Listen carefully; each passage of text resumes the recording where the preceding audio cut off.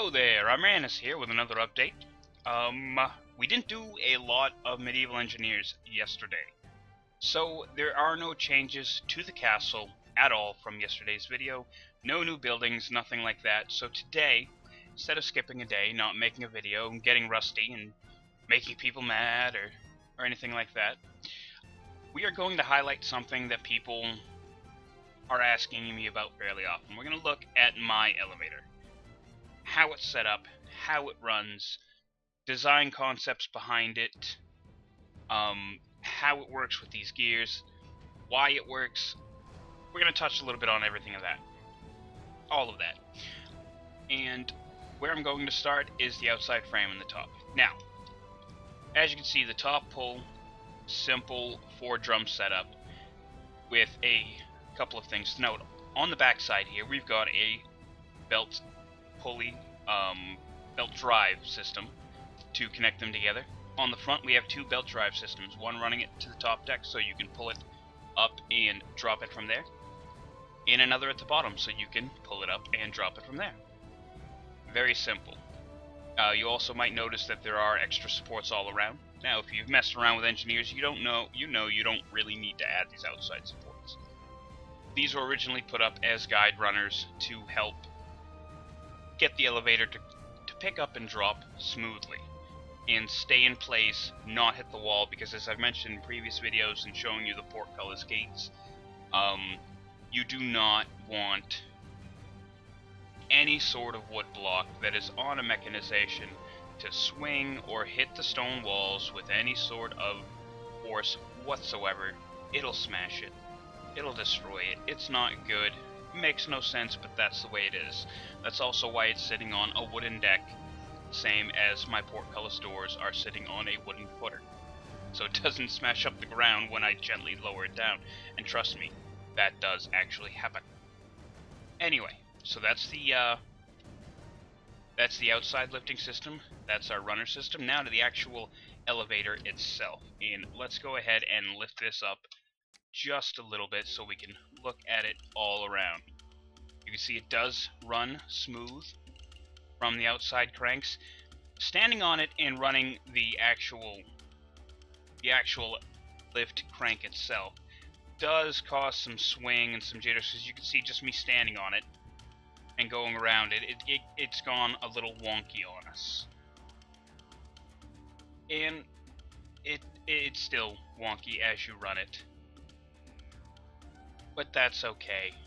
I don't think there's much more I can do. I'm still going to be trying to tweak this and getting that to smooth out, but the way things currently work in the game with wood, with pulley systems, let's see if I can't straighten this out a little bit. It's just hard to do that sort of thing.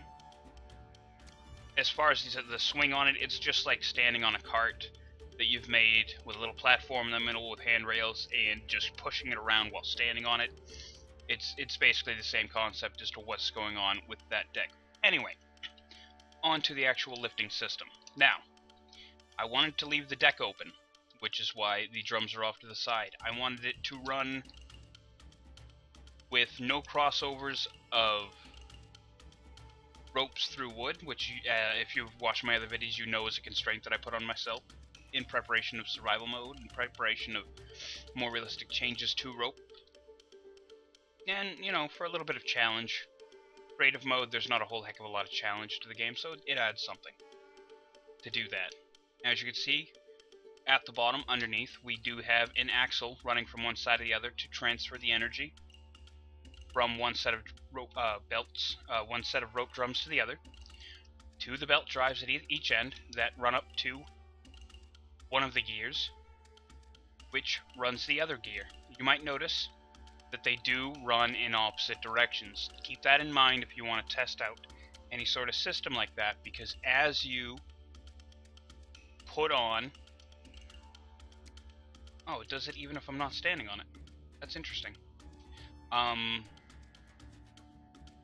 Do the rowboat, do the rowboat, do the rowboat. Anyway, sorry, I get distracted there. As you can see, the rope drums, because of the gearing system, they run in opposite directions. It's kind of It might seem like that's a big deal. It's really not. All it means is when you put your rope drums on your outsides here, you just make sure that they're set up in opposite directions. If this side is going to pull up going clockwise, and you want to make sure this one is set up to pull up going counterclockwise. Clockwise, counterclockwise. It's really just that simple. Part of the reason for the wobbliness, part of the reason for the speed of lifting with the handle, is the gears themselves. They add a little bit more friction. They add a little bit more weight. Requires a little bit more torque to get them running. But it's still pretty cool that I can lift all this weight of this deck by that handle crank and run these gears still. Like, I was worried about that not working, kind of like some of the rotation systems we worked on with the ballista. The ballista was just too heavy. Wouldn't turn it, wouldn't work. And we're still working on that, unfortunately. And we will get it. We will get it. But anyway, back to the elevator. Okay, went over the top, went over the bottom. Axle, pulley drive, belt system, gears. You know what? That's actually about it. That is actually about it. We've gone over the stand. We've gone over the top pulls and the belt drives on those. We've gone over the mechanisms on the elevator itself. And it really is fairly simple. It looks complicated, but as you can see, it is fairly simple. Just the axle, underneath, the belt drives, and the gears themselves. Which I was very happy about how all this came together. I'm very happy about this elevator, period. Like I said, the main reason I'm making this video is I have been getting a lot of positive feedback on it. So hopefully you enjoyed this. If you would like to see this on the workshop, if you would like to see something like this available to download and play around with, let me know in the comments. To get this out of here, I'd like have to cut out part of the walls or completely rebuild the outside framing, and it's a lot of work I don't really want to put in unless there's enough interest. So, like I said, if you are interested, go ahead and leave a comment below. Hit that like button so I know you're interested. If you don't like it, hit that dislike. Doesn't bother me none. And if you want to continue to support my YouTube channel, and if you would like to see further castles and contraptions from Armanis, hit that subscribe button and show me the love.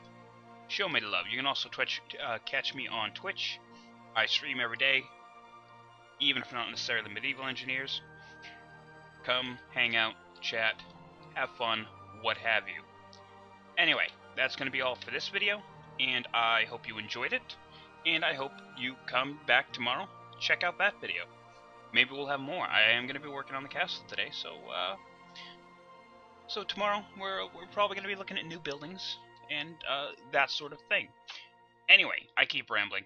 I keep cutting myself off, and I keep going. Someone please shut me up. Have a good day.